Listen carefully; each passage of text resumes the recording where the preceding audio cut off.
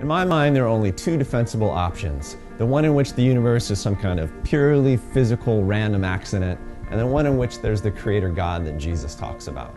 Believing in either option actually requires a lot of faith, because believers can't prove God and the physical sciences can't disprove him, nor can they yet answer the biggest questions about the universe. But believers sometimes have an insecurity where scientific truth is concerned, as if it were a threat.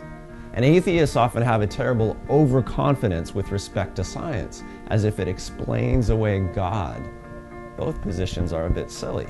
Maybe believers get weighed down by the legacy of religious controversy about scientists like Galileo or Darwin, people who were condemned by certain church leaders, even though their discoveries didn't actually run counter to anything the Bible says or that Jesus taught.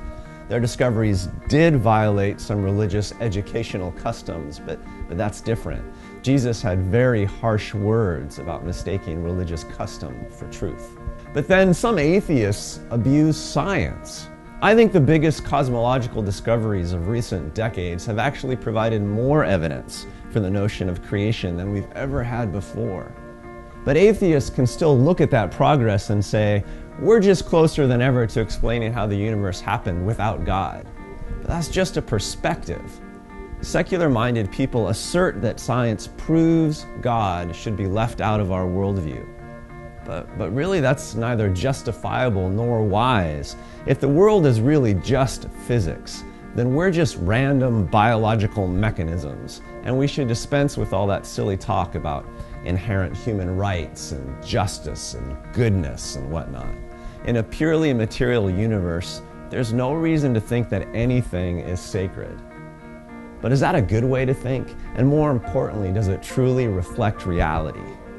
You know, disbelief can be its own sort of religion, grasping at empty assertions to justify an agenda.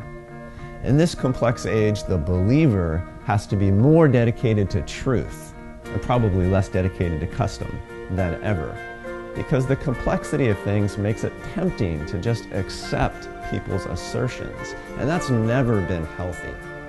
So what's the difference between living as a person of assertion and living as a person of truth?